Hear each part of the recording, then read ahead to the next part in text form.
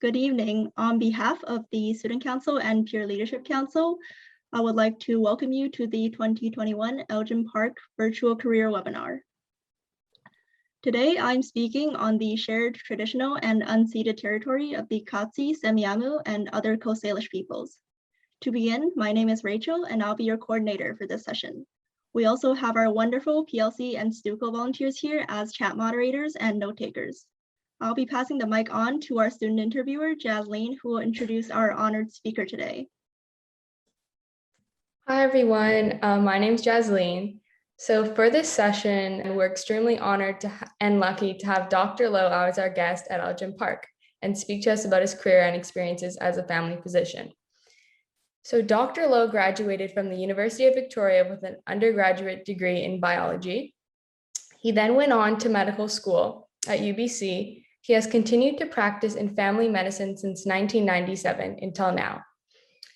He has in the past worked at Canuck Place, St. Paul's Hospital, and Peace Arch Hospital as part of their palliative care program.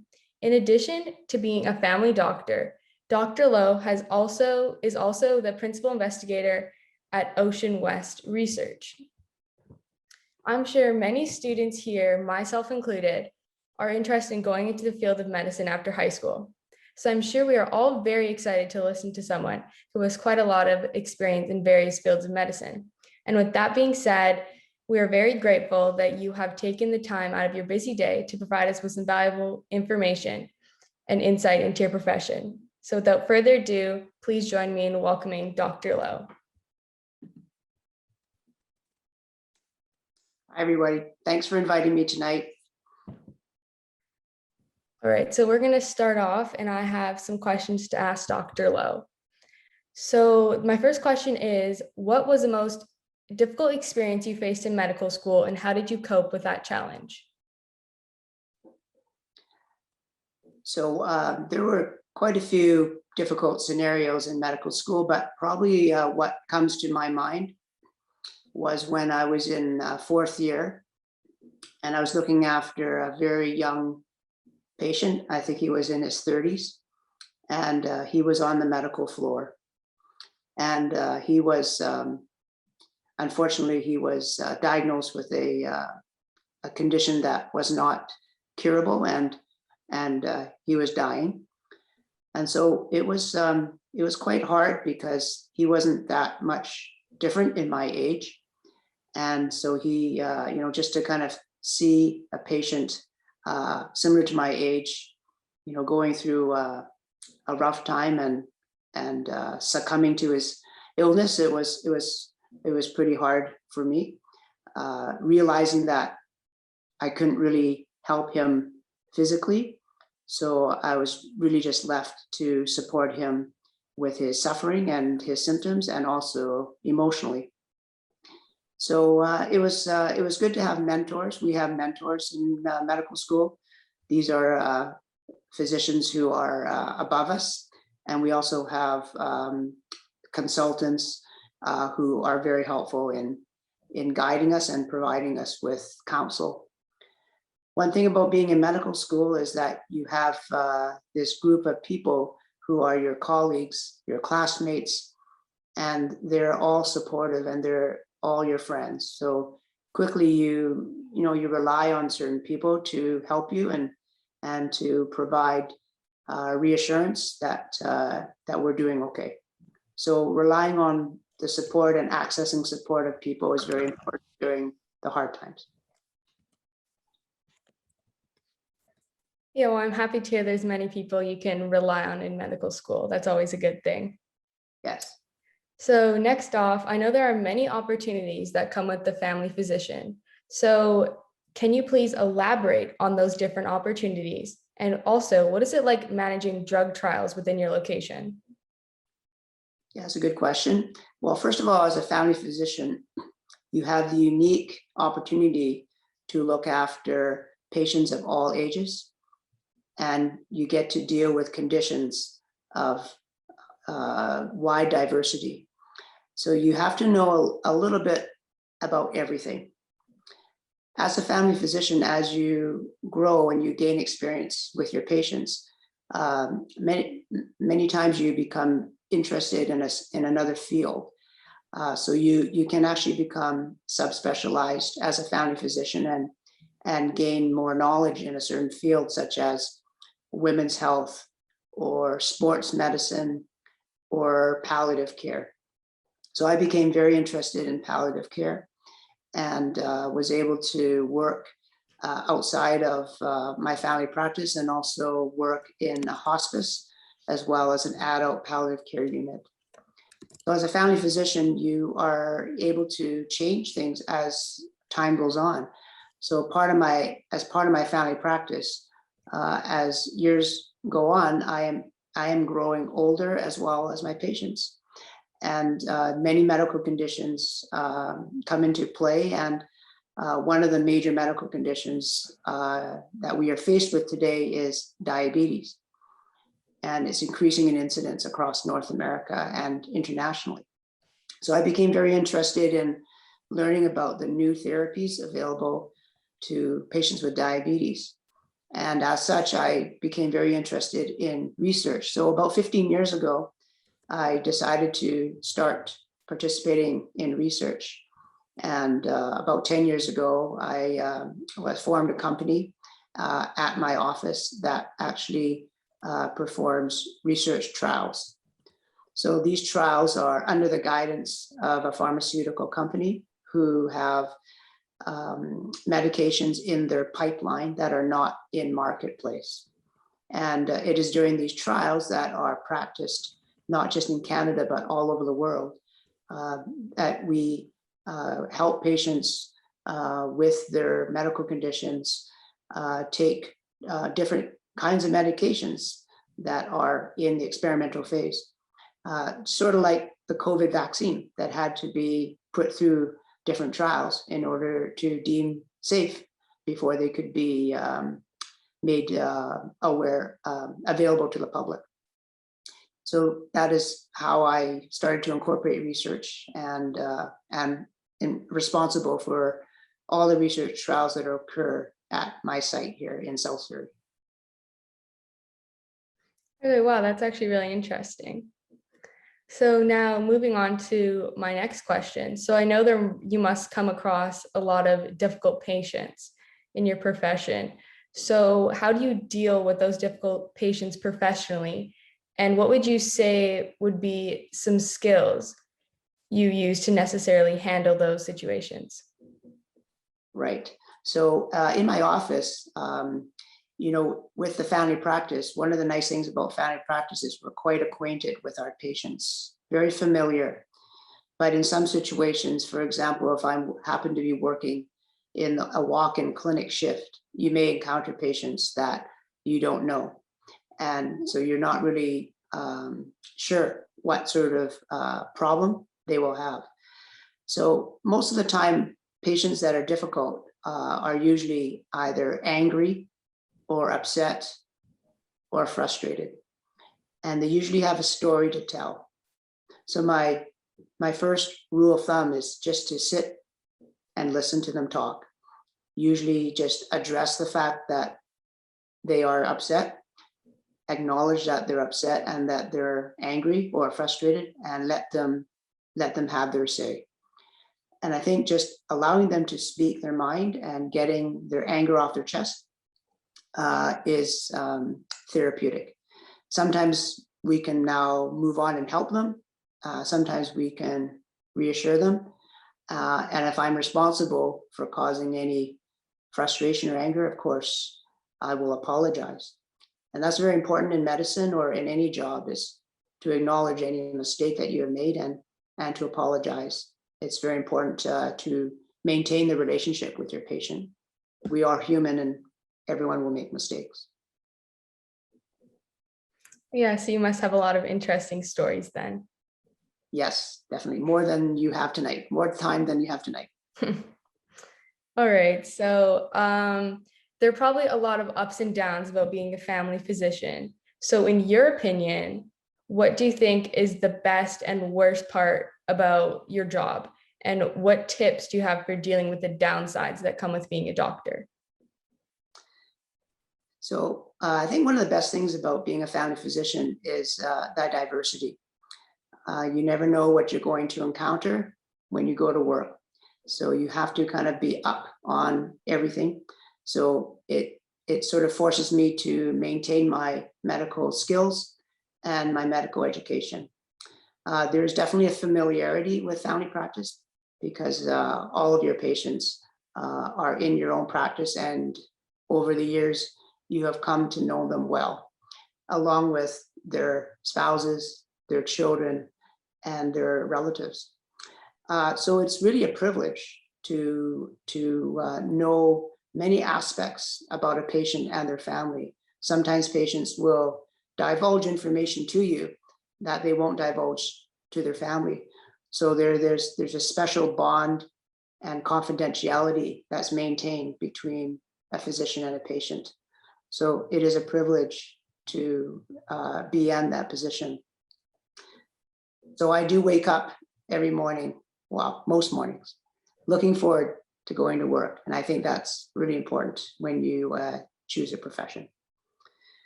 Some of the some of the downs with family medicine, I think the biggest thing will be time management. It can be a very busy life between being on call, always having to check your results and your lab tests. And of course, now with electronic medical records, we're now able to check our results 24 hours a day, 7 days a week. So this will include weekends. So you have to learn to prioritize and figure out what's really important to deal with on a weekend and what's not, and can be left till Monday. Otherwise, you may find yourself practicing medicine 7 days a week. The other frustrating part of family medicine for me are delays. So delays in patients getting access to consultants. So these are specialists who I have referred them to, or in getting tests done. So there's a constant sort of struggle in trying to access these services as soon as possible, and learning when to make the right phone call to the specialist and help advocate for your patients to get them in sooner. So that's an ongoing battle and bureaucratic battle, but I know all doctors are going through it, and we just have to advocate when we feel is urgently necessary. Okay, so time management is probably a skill that most doctors have. Some.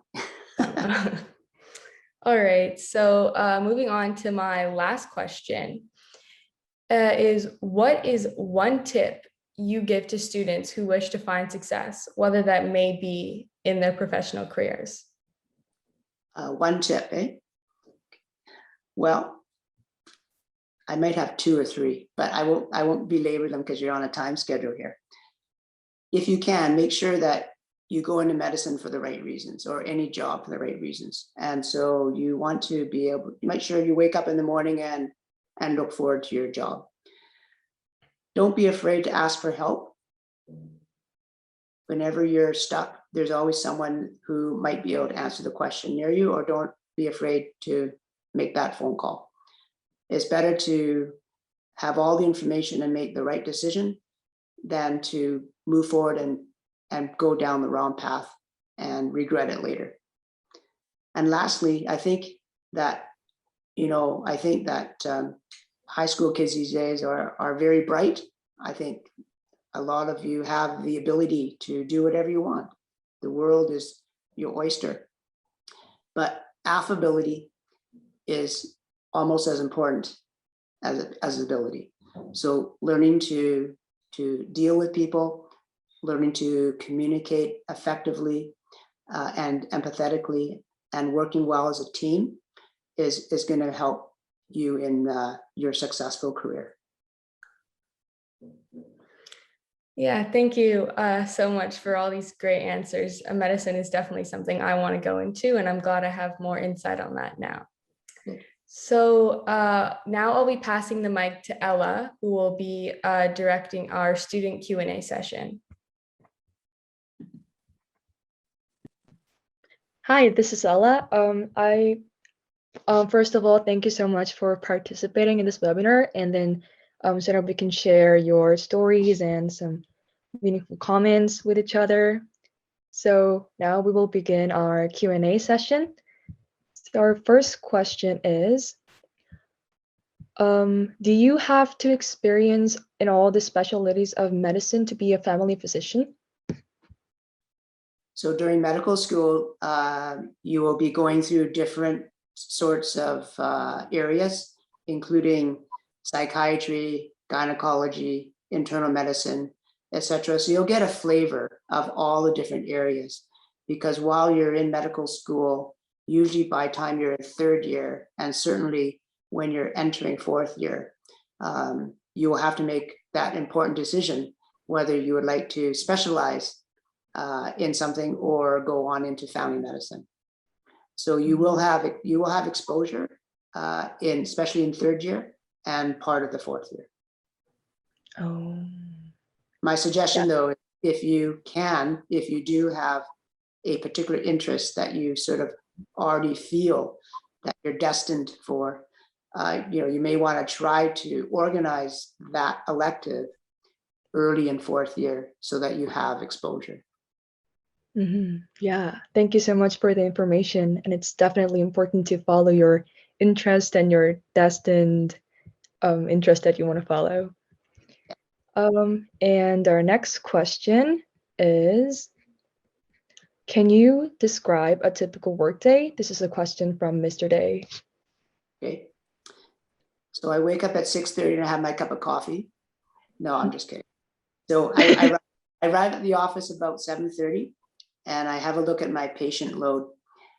I turn on my computers. I have two rooms, one for me and one for the patients. During the pandemic, I just stay in my little manhole in my own room, and then there's another room for patients. So during the pandemic, there are a lot less patients coming into the office. But I organize my day. I get a sense of who's coming in, and I start to prepare. So I kind of get things organized. I always review patients' concerns. So if I know that they're coming in for a certain concern, I'll always review the chart to the best of my ability so that I'm prepared before I go in to see my patient. That way, we will have the most meaningful visit and there will be less waste of time. And the patient will have more confidence in my ability to help them. So that would usually take me till about 5 o'clock. And in between patients, I will phone and go over lab results. And so I'm usually home by 6 o'clock. Oh, Yeah. sounds like a tight schedule. But I do try to go for a walk at lunch. I try to go for a 15-minute walk at lunch. Yeah, it's always good to go for a walk in the meantime. Yeah. And then our next question is from Rihanna. What was the best part about med school? I think the best part of med school was meeting so many people. Well, when I was going through, there was only 120 students. Now there's much higher at UBC. So you kind of got in and it was a small enough crowd that you felt like you just had 119 friends. And you just really work together, because once you're in medical school, you're really all together. And you just kind of move year to year. So there's this definite immediate collegiality. And of course, some of my very good friends are from medical school. Oh, that's really nice. You got to meet a lot of good people and make new relationships. And this next question, what are the right reasons to go into medicine? Yeah, well, I think that it has to be the right reasons for you. So for me, it was always because I wanted to make a difference. I wanted to help, and I wanted to change the way people could, so they wouldn't have to suffer. So I was just wanting to make that difference. And when I come home at the end of my day, it's very rare where I say that I didn't make a difference today, because there's so much variety. There's so many different issues at play every day from each patient that it's very easy to feel like you made a difference every day. Yeah.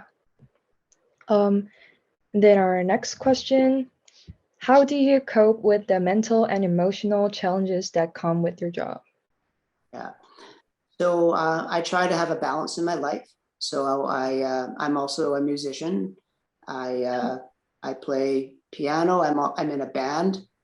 Well, we haven't played for 6 months because of COVID, but I also play a lot of sports. So yeah, you just have to have a balance in your life.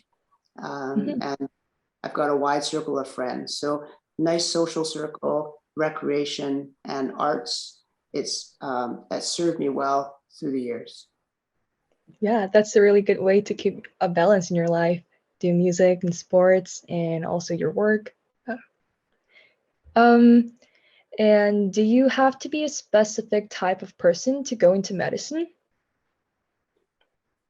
No, I think you just have to be wanting to learn new things. Medicine is fluid, it's always changing. And even during the pandemic, there's lots of different changes and you have to adapt or you'll get lost.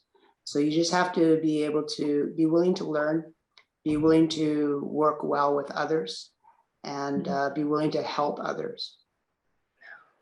Yeah, it's all about the passion and interest. That's right. And our next question, do you have some meaningful moments that you want to share about your life as a family doctor? Yeah, because I practice palliative care. So palliative care, in case you don't know, is the discipline of helping patients in their last few days or weeks of life. So these patients are dying and they need medical care. And so it's about, preventing different sorts of symptoms like pain, shortness of breath, relieving suffering. So one of the meaningful visits I had was doing a house call on one of my palliative care patients. And she was about 70 and her daughter was present. And this 75-year-old lady was unconscious. She was not talking. She was not eating. She was not moving. She was lying in bed and comfortable. And I arrived around, I think, 5 o'clock and was talking to the daughter. And I was, just making sure everything was okay. And while I was there, the patient took her last breath. So the patient passed away while I was there. And that actually doesn't happen very often for a physician. It certainly happens for a family member, but to be in the presence of someone who actually takes their last breath while you're there, to me, it felt like a privilege to me, it felt like an honor for me. She was very comfortable. And in my own sense, I felt like she was comfortable doing that with me there. So for me, that was a very meaningful moment. Yeah, not a lot of people get to experience that moment. So yeah, I'm pretty sure it has been a really good and meaningful moment for you. And do you have a mentor? If then, how has it impacted your career life? So I don't have just one mentor. I have had a number of different mentors along the way. As I've kind of been involved in different things, I've had different mentors who have helped me with different issues or different struggles. So currently, I have a good colleague in my office who I talk to, and vice versa. So if there are any issues that arise, we can bounce them off each other. So it's important to always have the ability to talk about things. Sometimes when we have a problem, it doesn't have to be medicine, it can be any discipline. When we have a problem, sometimes we're seeing the problem right here. We're too close to it. But when you tell somebody else, you can, the problem's out here now. And they have a very different point of view. So it's really important to always be able to have someone that you can talk to bounce things off of. Yeah, I agree. It's really important that you have someone you can rely on to and get some advices if you're needed. Yeah, I think it's a really important thing to do that. And if you could give advice to your younger self, what would you say? What would I say? Wow, that's a good question. Yeah. Probably I should have started golfing a lot sooner. I don't have any regrets with my career. I feel that I'm in the right career. I feel that I've made changes in my career along the way. And I think that those changes happened at the right time for the right reason. So I feel like I've chosen the right career. I've learned from professional mistakes. We all will make mistakes. And sometimes these mistakes have consequences. But we're all human and we learn from our mistakes. But you know, you get through it, you grow stronger, you mature as a physician, and that'll happen in any profession. Yeah. I was very impressed of how you said we're all humans and humans make mistakes and we're gonna grow up from that mistakes. Yeah, so I'm pretty sure everyone who was listening to the comment was impressed like me. And then our next question is, what classes did you take high school that you think that helped you to get into medical school? Well, I think the most important class for me was biology 12. So I had a great prof. I grew up in Victoria, had a great prof, and he was just inspiring. The way he taught us about human physiology and anatomy was fantastic. So he really made a difference in my life, and I really enjoyed it. And so it kind of helped me go through that. So probably in high school for me, biology 12 was the most important subject for me. That's good to know. Yeah. And what is the typical salary range for a family physician? Okay, well, I didn't think I'd get that one. So I think it depends on a number of factors. So first of all, if you're full-time, and if you're working sort of 5 days a week. So a lot of physicians do other things. Some physicians only work part-time for different reasons, whether it's medical reasons or they have young children at home. So I think it depends. But if you're a full-time physician and you're seeing patients 8 hours a day, 5 days a week, I think the approximate salary gross salary would probably be in BC between 200 and 225. Oh, yeah. That's a good information to know.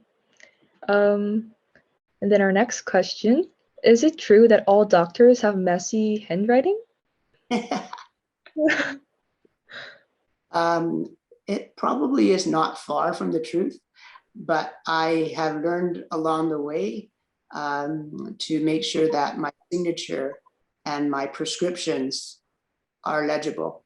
I mean, now that we're electronic, everything is very legible. But before we had electronic medical records, I made sure that my prescriptions and my signature was very legible, because otherwise the pharmacist would call me and interrupt my day for clarification. And my day is busy enough. I did not need any interruptions. So my handwriting is not too bad. Although I have some friends who are pharmacists, and apparently they submit the worst prescriptions to their journal, and they post these prescriptions and they see if anyone can decipher them. Wow, I wonder how they look like. Our next question. Is it annoying that everyone you meet might ask you for medical advice? Well, I think I actually don't mind it. Again, I enjoy my job, and if I can help someone, I'm just very careful to point out that it's an unofficial visit, that if it's a serious issue, they really should see their doctor.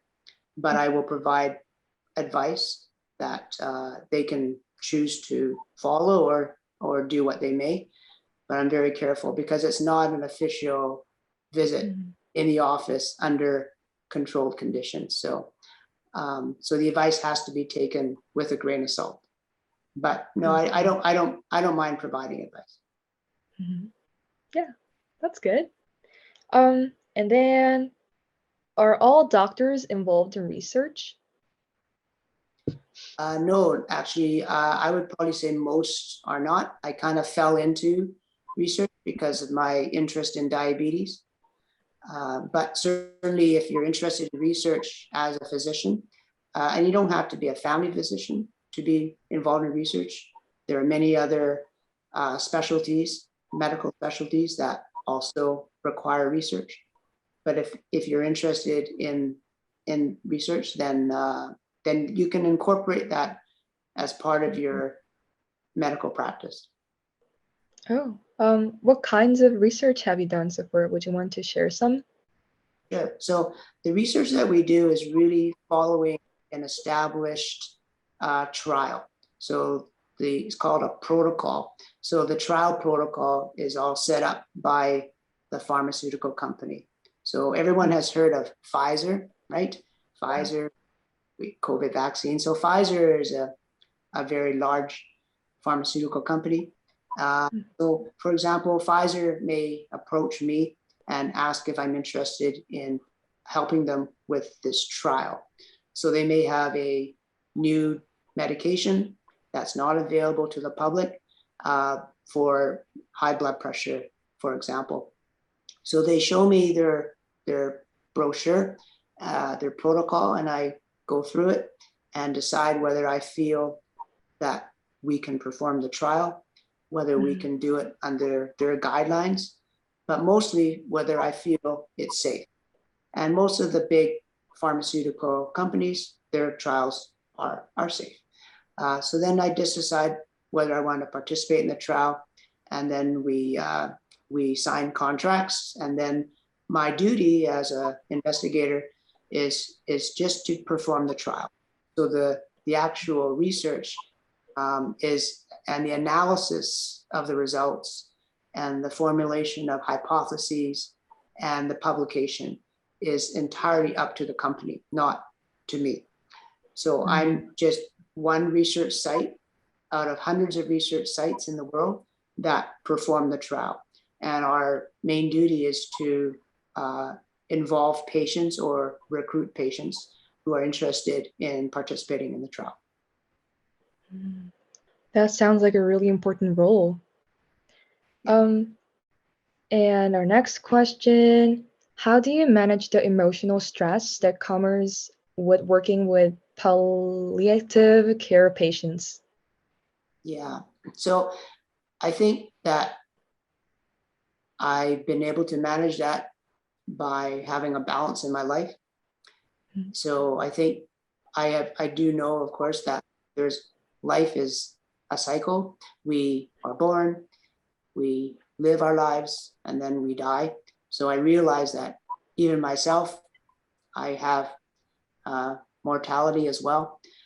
So while sometimes I am sad when patients die, I recognize that it is part of the cycle of life, and my job here is just to help them make sure that their final days or weeks, their last part of their journey, is comfortable and as peaceful as possible. So when you help someone leave this earth that way, that in itself is comforting and very rewarding. Yeah, definitely. That's a really important thing that you, and it's also really a meaningful thing that you can help someone live peacefully and comfortably. And did you ever want to have a different career? Well, I thought about being a professional musician at one time, Oh, but again, I did enjoy the sciences, all of the sciences in high school and in university. And I particularly enjoyed biology and the physiology part of it. So I knew that I had other interests. So looking back, I feel grateful that I went on and pursued medicine. And now I'm fortunate that I can lean on music and enjoy music as a hobby. yeah, yeah. Um, what should high school students who are interested in this career do to get ready for the medical school? Yeah. Well, I think, it's important to talk to people who are in the medical field. There are many Mm, different kinds of medical professionals. There are doctors, dentists, physiotherapists, kinesiologists. So there's lots of different people in the medical field. So getting a feel of what you want to pursue. So talking to them is helpful. Of course, during the pandemic, it's hard to shadow somebody. But usually when the pandemic's not here, sometimes you can shadow. Volunteering in a hospital setting, again outside the pandemic, is possible. I did do some volunteer work when I was in university, and it just gives you. Well, it's not only great to kind of boost your application, but also it gives you a sense that of certainty whether you really want to be in the medical field. So volunteering is helpful. Talking to different medical professionals. Yeah, sometimes even just traveling and doing things in a third world country can be eye-opening, because there's while you might be helping people there with their community, you're bound to encounter medical issues there. So you'll learn quickly what you need to do or how you need to be able to handle things when you're in that situation. Yeah, I think your response has been a really good advice to people who are actually interested in going to the medical field. Yeah, so thank you so much again. And our next question is, is applying to medical school competitive? Yeah, it is quite competitive. I mean, I don't know the numbers. I know that students these days have amazing application. I know some students are, they have the grades, they have other accolades, whether it's music, sport, they've traveled. So I think the key is don't give up. If you're really passionate about going into medicine, don't give up. I think don't let, if you apply the first time and you're declined, don't give up hope. Okay, just keep at it, and just pursue the second application or the third application. Because if you really feel that your application is solid, then sometimes it's just a numbers game, and they'll pick you up the second or third time. So don't give up hope. Yeah, thank you so much for the meaningful advice. And then our one last question. How do you find those shadowing and volunteering opportunities in university? I'm sorry, could you repeat that? Oh, sorry. How do you find those shadowing and volunteering opportunities in university? In university, well, volunteering, certainly there are volunteer departments at each hospital, and there's a volunteer coordinator. So there is the ability to contact them and apply to be a volunteer. And I think you'll probably have to do an interview and a police record check, things like that. But there are volunteer opportunities in hospitals. And similarly, you may be able to shadow somebody in the medical field if you know somebody. You may be able to connect with them, and with consent, you might be able to come into the office and spend 3 or 4 hours with them. And as long as there's consent, it's probably not that different than bring your child to work day, and you have to have your child there, and you need to obtain consent from your patients to have your child there.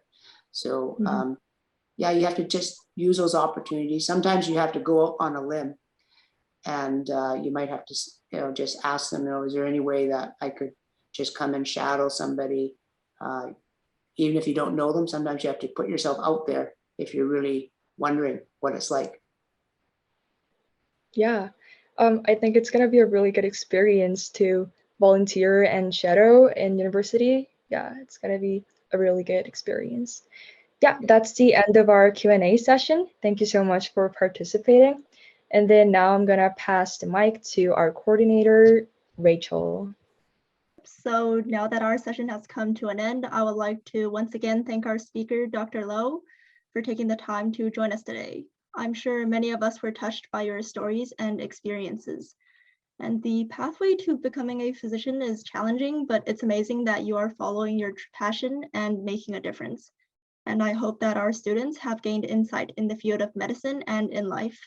And for Dr. Lowe, do you have a way for students to contact you if they'd like to learn more about the pathway to becoming a physician? Yes, I can certainly provide my email. Yeah, okay. And if you enjoyed this event, please check out our Instagram, EPS Duco and EPS_PLC_ for more events in the future. And lastly, a big thank you to everyone who joined us today. We hope you learned more about your interests. And to all of our teachers and volunteers who made this possible, thank you so much. We really appreciate it. And that's it. You're free to go. Have a nice day. Well, rest of the day. Thank you.